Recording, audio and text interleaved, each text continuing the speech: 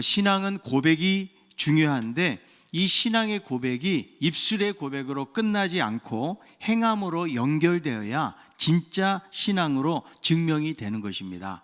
야고보 사도는 지금 살아있는 믿음에 대해서 말씀해 주고 있습니다. 우리들이 교회를 다니면 믿음을 갖게 되어지는데 그 믿음이 입술의 고백에서 끝나버리고 삶으로 연결이 되지 않는다면 그 믿음은 헛믿음이고 죽은 믿음이라고 말씀하고 있는 것입니다. 진정한 믿음은 알 뿐만 아니라 알고 배운 대로 살아가는 믿음이라는 사실을 강조하고 있는 것입니다. 오늘날 신앙인들의 현주소를 보면 교회를 다니기는 하는데 간판만 달고 사는 경우가 많이 있습니다. 우리가 길을 지나다 보면은 많은 간판들을 보잖아요.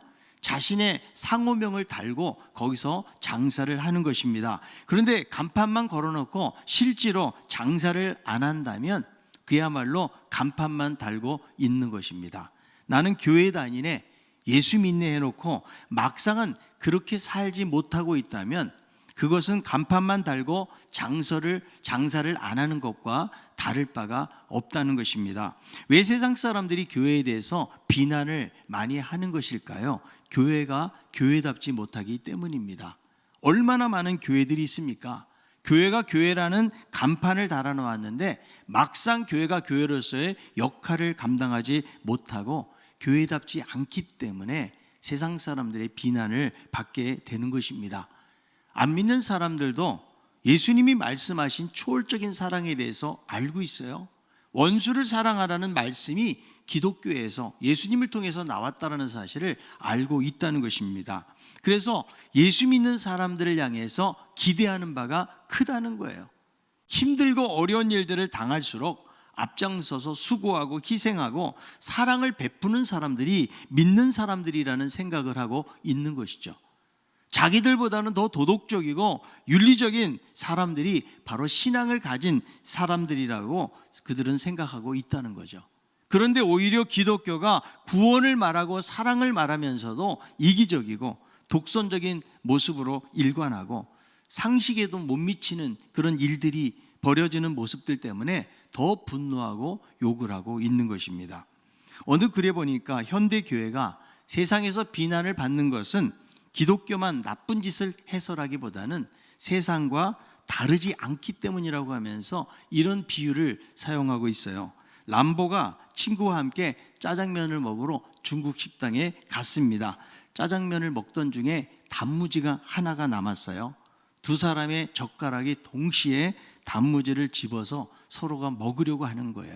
이때 이 친구가 깨를 내어서 힘이 좋은 람보에게 한 가지 제안을 합니다. 우리가 힘을 겨루어 가지고 이기는 사람이 먹기로 하자. 그러면서 서로가 뺨을 힘껏 때려 가지고 울지 않는 사람이 먼저 먹기로 한 것입니다. 람보는 누구보다는 힘에 자신이 있기 때문에 여기에 대해서 수락을 한 것이죠. 친구가 먼저 람보의 뺨을 힘껏 내리칩니다. 눈에 앞에 별이 보이고 너무 아프지만 잘 참았어요. 람보가 말합니다. 이제 내 차례네.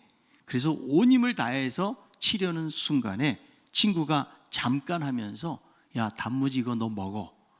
그리고 아저씨 여기 단무지 하나 더 주세요. 이렇게 말하더라는 거죠.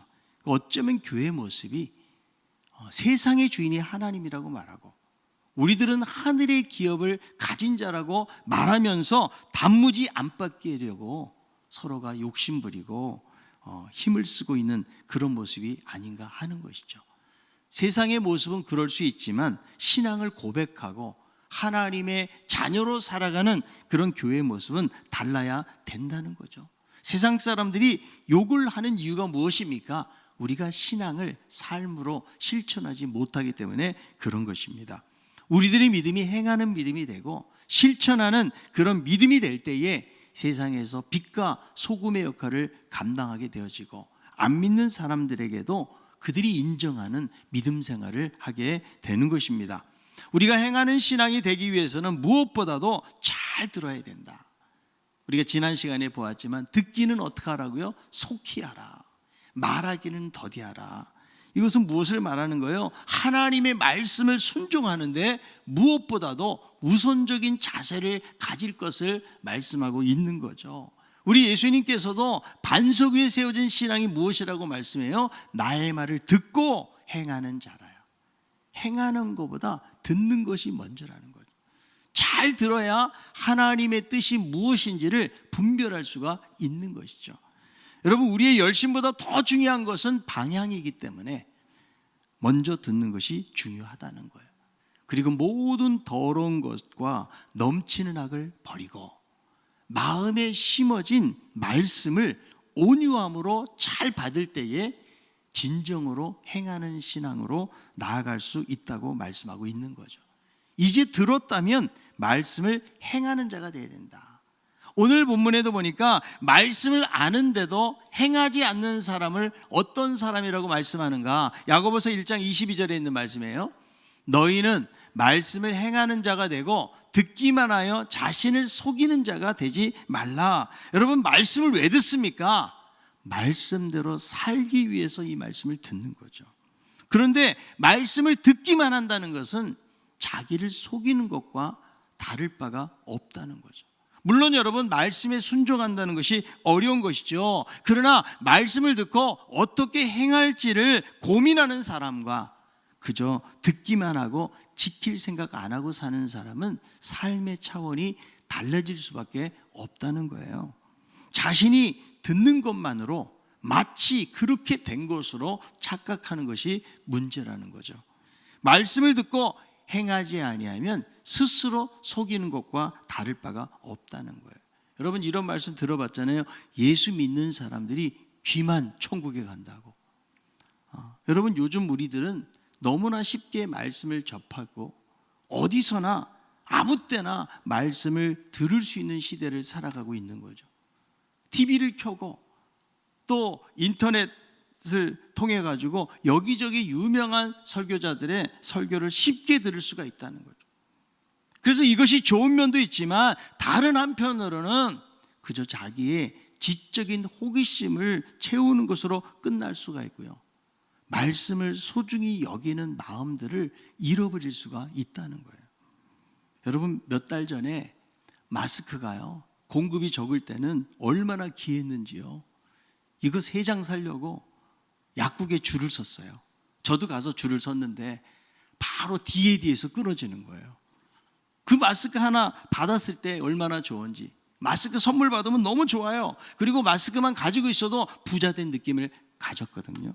그런데 요즘은 구입이 쉽게 할 수 있다 보니까요, 마스크가 필요하지만 예전만큼 마스크에 대한 가치가 떨어져 버렸다. 여러분, 내가 좋은 말씀을 들었다고 해서 그런 사람이 되는 것은 아니라는 거예요. 예수님 당시의 종교 지도자들을 보세요. 그들이 얼마나 말씀을 많이 알고 있는가. 그런데 말씀에 대한 진정한 행함이 그들에게 없었다라는 거예요. 지키는 행위에만 몰두를 하지 그렇지 못한 사람들을 비판하고 정죄했어요. 율법의 어떤 핵심, 본질이 무엇인지를 그들은 잘 깨닫지 못하고 있는 것이죠. 그래서 알고만 있지 사실 그들은요, 행하지 않는 신앙을 가지고 있기 때문에 예수님께서 외식하는 자라고 말씀하고요, 마태복음 23장 3절에서 이렇게 말씀해요. 그러므로 무엇이든지 그들이 말하는 바는 행하고 지키되 그들이 하는 행위는 본받지 말라. 그들은 말만 하고 행하지 아니하며. 여러분, 듣기만 하고 행하지 아니하면 겉으로 신용만 하는 가식적인 고백에 불과하다는 거예요. 듣기만 하면 자기를 속이는 자가 되고 마는 거죠. 여러분, 생명의 말씀이 떨어졌으면 열매를 맺어야 되는데요. 그 씨 뿌리는 자의 비유도 한번 보세요. 길가에 떨어지고 돌짝밭에 떨어지고 가시덤불에 떨어지잖아요. 특징이 무엇입니까? 열매가 없다는 거죠. 마가복음 6장 20절이에요. 헤롯이 요한을 의롭고 거룩한 사람으로 알고 두려워하여 보호하며 또 그의 말을 들을 때에 크게 번민하면서도 달갑게 들음 일어나. 그러니까 헤롯을, 요한을 어떻게 생각했어요? 아주 의롭고 거룩한 사람으로 두려워했어요. 그리고 심지어 그를 보호하기도 했다고요. 그리고 말씀을 들을 때에 크게 번민하고 달갑게 들었다. 여러분, 우리들은 말씀을 들을 때에 크게 번민하십니까? 우리가 정말 하나님의 말씀을 달갑게 듣고 있는가? 오히려 헤롯보다 못할 때도 있다는 거죠. 말씀에 대해서 듣는 태도가 그럴 수 있다는 거죠. 자, 그런데 헤롯이 마음에 번민이 오고 깨달음이 있었지만 듣는 것으로 끝났을 때에 아무런 소용이 없었다는 거죠. 여러분, 듣기만 하면 우리의 기만 커지는 거예요. 많이 듣게 되어지면은요, 그저 지킬 생각으로 듣는 자세를 제대로 갖추지 못하게 된다. 여러분, 지식적으로 늘어나게 돼요. 그냥 한마디로 기만 커지고요, 비교하게 되는 거죠. 여러분, 유명한 설교자들의 설교를 항상 들어보세요. 그럼 정작 교회에서 예배 드릴 때, 아니 우리 목사님은 이렇게 설교를 못해? 여러분, 비교하게 되고 말씀의 중요한 가치들을 잃어버리게 되기가 쉽다라는 거죠. 야고보서 1장 23절 24절이에요. 누구든지 말씀을 듣고 행하지 아니하면 그는 거울로 자기의 생긴 얼굴을 보는 사람과 같아서 제 자신을 보고 가서 그 모습이 어떠했는지를 곧 잊어버리거니와. 여러분, 말씀을 듣고 행하지 아니하면 마치 거울로 자기 생긴 얼굴을 보는 사람과 같은데, 여러분, 거울을 왜 보는 거예요? 자기의 모습을 확인하기 위해서. 그런데 말씀을 듣고 행하지 않는 사람은 금방 거울을 보고 자기 모습을 잊어버리는 사람과 같다는 거죠. 여러분, 옛날에는 거울이 오늘날처럼 이렇게 선명하지 않았어요. 청동 거울이라서 희미했던 거죠. 그러니까 고린도전서 13장에도 보니까 우리가 지금은 거울로 보는 것 같이 희미하나, 이런 표현을 쓰고 있는 거예요. 청동 거울이니까 잠깐 보고 뒤로 돌아섰는데 자기의 모습이 어떠했는지를 금방 쉽게 잊어버리게 되어진다는. 우리들은 자기의 모습을 잊어버리기 위해서 거울을 보는 사람은 한 사람도 없는 것이죠. 단정하고 깨끗한 모습이 되기 위해서 자기 자신을 확인을 하는 거예요. 여러분, 하루에 우리가 거울을 보는 시간이 얼마나 될까요? 세수를 하고 얼굴에 뭐 찍어 바르고 머리를 단정하게 하고, 여러분, 이런 시간이 꽤 걸리지 않아요? 성경 읽는 시간이 긴가, 아니면 거울 보는 시간이 긴가? 잘 자기 자신을 확인을 해야 자기의 잘못된 모습을 고칠 수가 있는 것이죠. 저도 설교하기 전에 제가 거울을 자세히 들여다봐야 되는데, 어쩔 때는 설교하고 나서 제 영상을 보면 넥타이가 약간 삐뚤어져 돼 있어요. 지금 바로 돼 있네요. 지금은요. 머리가 약간 뜨기도 하고 말이죠. 그러니까 자세히 봐야 되는데, 그리고 내 얼굴을 잘 봐서 그렇게 고쳐야 되는데, 그렇지 않으면 자기의 단정한 모습을 유지할 수가 없다라는 거죠. 여러분, 거울을 보니까 내 얼굴에 뭐가 묻어 있어요. 그럼 빨리 돌아서서 이거를 빨리 닦아야 되는데 금방 잊어버린다는 것은 무엇을 말하는 거예요? 말씀의 거울 앞에서 내 자신을 바라보면서, 야, 내가 잘못되었구나, 내가 말을 잘못했구나, 내가 화를 내었구나, 내가 하나님의 말씀대로 살지 못했구나. 여러분, 이것을 돌이키고 자신의 행동을 바꾸어야 되는데 바꾸지 않는 것과 다를 바가 없다는 거예요. 자기의 모습을 잊기 위해서 거울을 보는 사람은 없다는 거예요. 우리는 말씀의 거울 앞에서 비춰보고, 야, 이제는 내가 말을 좀 조심해야겠구나, 내가 이제는 행동을 함부로 해서는 안 되겠구나, 하나님의 말씀 앞에서 자기 자신을 맞추어가는 삶, 이것이 바로 말씀을 듣는 삶이라고 말할 수가 있는 거죠. 왜 큐티를 합니까? 왜 성경을 읽습니까? 왜 예배를 드리는 것입니까? 주신 말씀대로 살아가기 위해서, 하나님의 백성으로 거룩한 삶, 정말 하나님이 기뻐하시는 삶을 살기 위해서 우리는 성경을 보는 거죠. 단순히 여러분, 성경에 대한 정보를 알기 위해서 성경을 읽는 것은 아니라는 거죠. 여러분, 그래서 성경을 많이 읽는 것이 중요한 것은 아니에요. 어떤 수련회는 보니까 일주일 동안 성경 전체를 다 읽어요. 여러분, 한 권을 읽었다라는 거, 그것도 의미가 있겠죠. 내가 성경을 읽는 것에 대한 도전을 주고 그리고 어떤 성취감을 주지만, 여러분, 성경의 본래의 목적이 무엇일까요? 하나님의 말씀을 행하기 위해서. 전혀 삶이 바뀌지 않는다면 이것은 자신을 속이는 것과 다를 바가 없다라는 거예요. 여러분, 우리들은 하나님 말씀 앞에 선다는 것은 무엇을 말하는 거예요? 거울 앞에 내 자신이 서 있는 거예요. 우리가 설교를 들으면서 거울 앞에서 내 자신의 어떤 모습이 잘못되었는지를 확인하고 이것을 고치기 위해서 하나님이 과연 나에게 무엇을 말씀하고 있는가?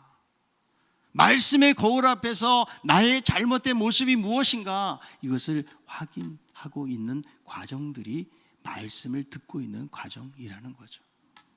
히브리서 4장 12절은 이렇게 말씀합니다. 하나님의 말씀은 살아있고 활력이 있어 좌우의 날선 어떤 검보다도 예리하여 혼과 영과 및 관절과 골수를 찔러 쪼개기까지 하며 또 마음의 생각과 뜻을 판단하나니. 하나님의 말씀이 살아있어서 우리 눈에 보이지 않는 것들이 혼과 영, 관절, 골수 하나도 보이지 않는 것들이죠. 그것을 하나님의 말씀을 통해서 깨닫게 되어진다. 여러분, 다윗은 밧세바와 동침한 이후에 한 1년 정도 하나님의 말씀의 거울 앞에서 자기 자신을 깨닫지를 못하는 거예요. 그런데 어느 날 나단 선지자를 통해 가지고 그는 엄청난 벼락 같은 하나님의 말씀을 듣고 거기서 회개하고 깨닫게 되어졌다. 그동안 하나님의 말씀이 없었겠냐고요. 율법을 보고 하나님의 말씀이 있었음에도 불구하고 나에게 무엇을 말씀하시는지를 잘 깨닫지 못했다는 것을 알 수가 있는 것이죠. 여러분, 성경 지식을 많이 알고 있는 것만으로 만족하지 말아야 돼요. 그리고 실제로 신앙생활을 오래 했지만 정말 성경 지식에 대해서 박식한 사람들은 그렇게 찾아보기가 어려워요. 교회는 그렇게 다니고 그렇게 성경을 들고 다니는데도요, 성경에 대해서 해박한 지식을 갖는 사람도 찾기는 쉽지 않다라는 거죠. 여러분, 내가 지식만을 아는 것만으로 만족하면 이것은 자기 기만이 되는 거죠. 우리가 더 잘 알기 위해서는요, 성경을 적용해 봐야 돼요. 생각만 하는 것 가지고는 살아계신 하나님의 말씀을 경험할 수가 없기 때문에 정말 이 말씀이 그러한가? 이 말씀대로 살면 정말 하나님의 약속이 우리의 삶 속에 이루어지는가?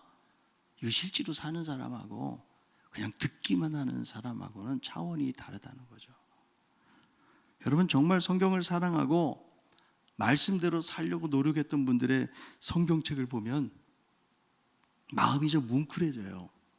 아, 이거 우리 어머니가 보시던 성경인데, 우리 할머니가 보시던 성경인데, 그래 겉이 막 다 낡아 있는 이런 성경을 보면 얼마나 성경을 이렇게 들여다봤으면 성경이 이렇게 낡아졌을까?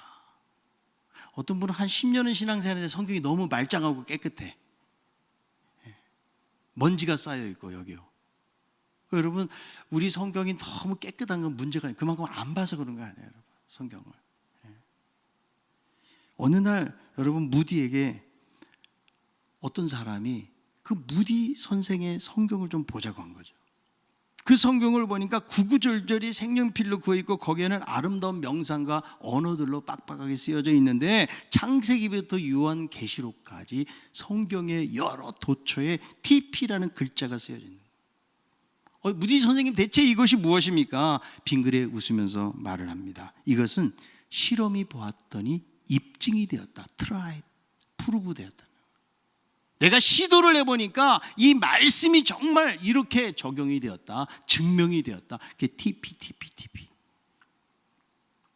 하나님의 말씀대로 살고자 했던 분의 성경이 그렇다는 거죠. 우리들도 설교를 여러분 듣기만 하고 내 삶이 변화가 되지 않잖아요. 그럼 우리는 자기 자신을 속이는 자가 되고 있다는 거죠. 정말 신실한 하나님의 말씀이라고 그러면 우리 말씀대로 살아봐야 되잖아요. 하나님이 걱정하지 말라고 그러면 걱정 안 해야 되지 않아요? 두려워하지 말라고 말씀하시면, 그렇게 끊임없이 말씀하시면 두려움에서 벗어나야 되는데, 우리들은 당장에 내 안에서 느껴지는 어떤 감정, 어떤 상황들, 거기에 우리가 빠져가지고 하나님의 말씀대로 살아가는 부분들에 대해서 실질적으로 그렇게 적용하는 삶을 살지 못하는 경우가 많이 있다라는 거죠. 물론 여러분 성경을 배우고 깨달을 때 기쁨도 크고요, 진리를 아는 기쁨이 얼마나 큰지 몰라요. 그러나 여기서 끝나버리면 자기 자신을 속이는 자가 된다. 말씀을 적용하고 실천해 보아야 된다.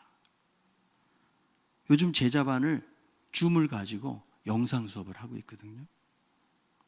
제자반을 하면 남자 한 반, 여자 두 반을 하고 있는데요, 과제 발표하는 시간이 1시간에서 1시간 30분이에요. 거의 절반 이상을 그 시간에 할애를 하고 있어요. 왜 그럴까요? 내가 제자 훈련을 통해서 말씀을 배우잖아요. 다 잊어버려요. 좀 시간 좀 지나가면. 그런데 내가 내 삶 속에서 이 말씀대로 실천해보고 적용해보니까, 야, 이게 하나님의 말씀이구나.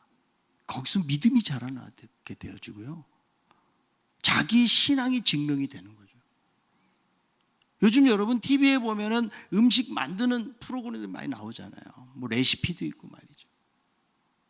그런데 그 음식만 봐가지고 그 음식 맛이 어떤 맛인지를 모르는 거예요. 내가 그 레시피대로 음식을 만들어 보고 먹어보면 확실하게 그 맛이 무엇인지를 아는 원리하고 똑같은 거예요. 아무리 축복의 말씀이 성경 속에 기록되어 있으면 뭐예요? 내가 맛을 보지를 않는데요. 여러분, 남들에게만 역사하는 말씀으로 우리는 그냥 치부해버리지 않나요? 아니, 다른 사람들은 말씀을 통해서 이런 놀라운 간증들을 경험하는데 왜 나에게는 간증이 없냐 이거예요. 아니, 하나님이 지금도 살아계신 하나님이에요. 수없이 많은 약속의 말씀을 우리에게 주셨는데, 사실은 우리는 말씀이 귀하다고 말로만 귀하다고 그러지, 정말 이 말씀 속에서 하나님의 살아계심을 경험하고 하나님을 피부로 와닿는 그런 삶을 살지 못하는 경우가 많이 있다라는 거예요. 여러분, 말씀을 아는 것을 실천해 보아야 말씀의 맛을 제대로 알 수가 있다는 거예요. 영국의 심리학자 리처드 와이즈먼 교수가요, 영국인 3,000명을 대상으로 해가지고 새해 결심을 얼마나 지키는지 실험을 했대요. 근데 실험을 했는데 새해 결심을 반드시 지킬 수 있을 것이라고 확신한 사람들이 52%라고 그래요. 나는 이 새해 결심을 분명하게 지키겠다. 그런데 1년 뒤에 확인을 해보니까 12%만이 새해 결심을 지켰다는 거예요. 그러니까 결단대로 행하는 사람은 10명 중에 1명꼴밖에 안 돼요. 대부분 많은 사람들은 지키지 못하고 있다는 거죠. 우리들도 말씀을 듣기만 하지 행하지 않는 경우가 대부분이 아닌가? 여러분, 어떤 사람이 복을 받는다고 성경을 말씀하고 있나요? 말씀을 듣고 잊어버리는 자가 아니고 행하는 자, 실천하는 자. 자, 야고보서 1장 25절에요. 자유롭게 하는 온전한 율법을 들여다보고 있는 자는 듣고 잊어버리는 자가 아니요 실천하는 자니 이 사람은 그 행하는 일에 복을 받으리라. 여러분, 앞에서 말씀하고 있는 이 거울이라는 말씀이 25절에 보니까 자유롭게 하는 온전한 율법으로 묘사가 되고 있는 거예요. 율법은 오히려 우리들의 짐이 되고요, 우리의 자유를 빼앗아가요. 율법을 지키지 못하면 저주가 되는 거예요. 그런데 자유롭게 하는 온전한 율법은 무엇을 말하느냐? 바로 복음을 말하는 거예요. 복음. 예수 그리스도로 말미암아 주어진 그 자유의 복음을 의미하는 거죠. 우리가 말씀을 다 지켜가지고 의인되고 천국 가는 것이 아니라는 거예요. 율법을 행함으로 구원을 받고자 하는 것은 속박으로 들어가고 저주로 들어가는 거예요. 율법을 행함으로 구원받을 육체는 없다고 말씀했거든요. 그래서 예수님이 대신 율법을 지키시고 죄에 대한 대가를 받으시고 구원을 이루셨기 때문에 우리를 율법으로부터 죄로부터 자유함을 얻게 된 것이죠. 그러니까 여러분, 율법이 말씀이라는 것은 우리가 구원을 얻기 위해서 지키는 법이 아니라는 거예요. 이제는 하나님의 백성으로 어떤 기준을 가지고 살고 우리가 어떤 삶을 살아야 될지에 대해서 분명한 지침을 주는 것이기 때문에 이 율법이 우리들에게 기쁨과 자유를 가져다 준다는 거죠. 너희가 진리를 알지니 진리가 너희를 어떻게 하리라? 자유롭게 하리라. 세상의 종이 되고 사단과 죄의 노예로 살면 자유와 행복이 없어요. 그러나 말씀 안에 있을 때 진정한 자유함이 있다. 여러분, 하나님 말씀 안에 사는 것이 지겹고 힘든 것이 아니라는 거예요. 물고기는 물 안에 있을 때 가장 자유로운 거 아니겠어요? 기차는 철로 위에 있을 때 가장 자유로운 것처럼 우리들은 죄와 불행과 고통의 얽매임으로부터 우리를 자유롭게 하는 이 복음 위에 있을 때에 우리에게는 진정한 기쁨과 자유가 주어지게 되어지는 거죠. 여러분, 말씀으로 사는 게 괴로운 게 아니에요. 말씀으로 사는 것은 우리에게 진정한 행복과 기쁨을 가져다 주는 것입니다. 자, 그래서 23절에 나오는 거울은 희미하고 자신을 보고 곧 잊어버리지만 25절에 자유롭게 하는 온전한 율법으로 묘사가 되는 거울은 들여다보고 있는 자예요. 이 들여다보고 있는 자가 무엇을 말하는가? 돌아서서 잊어버리는 것이 아니라는 거예요. 계속 머물러서 듣고 잊지 않기 위해서 행하는 사람을 그렇게 표현해주고 있는 것이죠. 여러분, 누가 복을 받는다고요? 말씀을 듣고 행하는 자. 이 사람이 진정한 복을 경험하게 된다고 말씀해주고 있는 거예요. 여러분, 하나님의 복이 어디에 임하는 것입니까? 듣고 행하는 자에게 있을 것을 성경은 우리에게 말씀해주고 있다는 것이죠. 여러분, 듣기만 해서 자신을 속이는 자가 되지 마시기를 바랍니다. 날마다 자유롭고 온전한 율법, 이 복음을 들여다보고 행함으로 열매를 맺는 우리 성도들이 다 될 수 있기를 바랍니다. 자, 이런 열매를 맺고 실천하는 그리스도인들에게 어떤 실제적인 삶의 모습이 나오는지 26절부터 보니까 구체적으로 우리에게 보여주고 있는데요. 여러분, 우리가 생각하는 신앙생활 잘하는 사람이 어떤 사람일까요? 보통은 종교적인 활동, 기도, 예배, 열심을 내는 사람들이 믿음이 좋다고 일컫는데요. 이거는 당연한 말이죠. 여러분, 이 경건이라는 말은 믿음과 관련되어진 외적 행위를 지칭해주는 그런 말이기 때문에 종교적인 행위들을 열심히 하는 것도 중요한 거예요. 그런데 지금 야고보가 여기서 말씀해 주는 것은 어떤 종교적인 영역이 경건이나 믿음을 대변해 주는 것이 아니라는 거죠. 참된 경건이라는 것은 어떤 예배, 봉사 등의 종교적인 행위를 초월해 가지고 모든 삶의 영역이 다 포함되고 있음을 지금 말씀해 주고 있다는 거죠. 그러니까 여러분, 정말 믿음이 좋은 사람이 어떤 사람이에요? 종교적인 행위를 열심히 할 뿐만 아니라 삶 속에서도 진정한 경건한 모습이 있을 때 그 사람이 믿음이 좋은 사람이라고 지칭할 수가 있다는 거죠.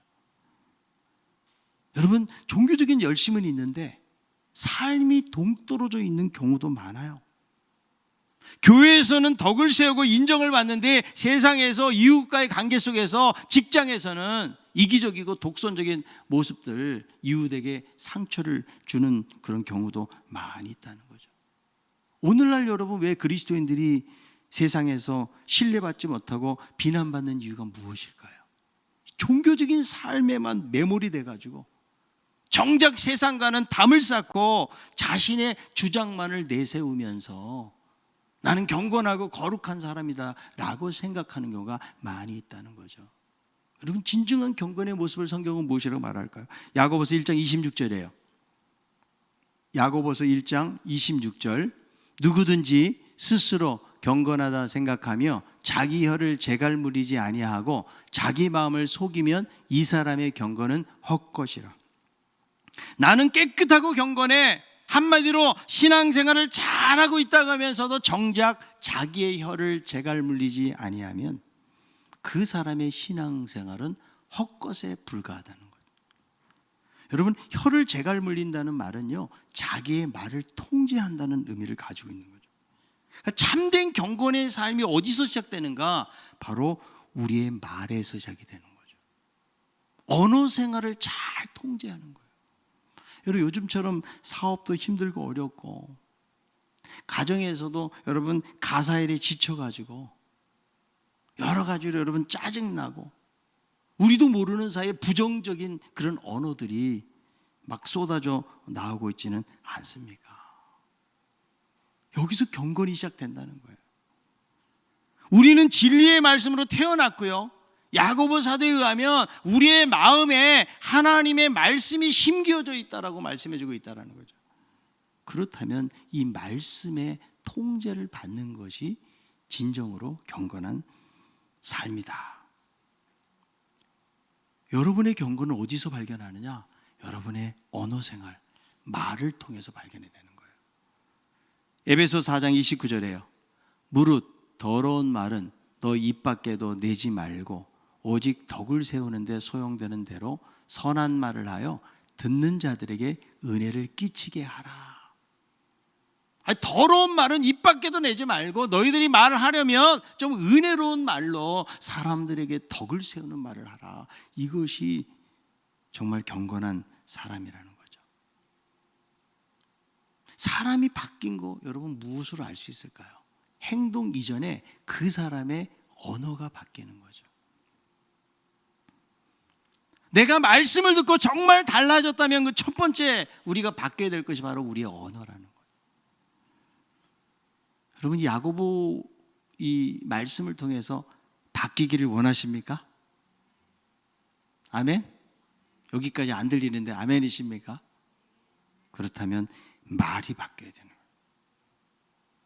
이게 정말 말씀을 듣고만 있는 자가 아니고 행하는 자의 첫 번째 나타나는 표현이 말이 바뀌는 거예요. 험담하고 헛소문, 비판, 정죄, 불평, 거짓을 말하고 독소를 뿜어내는 그런 사람들을 경건한 사람이라고 말하지 않는다는 거예요. 아무리 기도를 많이 하고 성경을 많이 읽고 봉사를 많이 한다고 할지라도 말이 바르지 않으면 헛된 경건이라고 성경은 말씀해주고 있다는 거예요. 우리의 혀를 잘 통제하지 않잖아요. 영적인 말들이나 행동들이 전부 다 손해를 보게 되어지는 거예요. 여러분, 교회 안에서도 열심히 일하지만 욕을 먹는 경우 왜 그럴까요? 말로 다 까먹어요.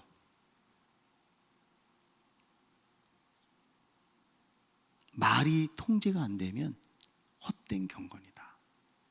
그래서 우리들은 날마다 이런 기도해야 돼요. 하나님, 내 입술에 파수꾼을 좀 세워주세요.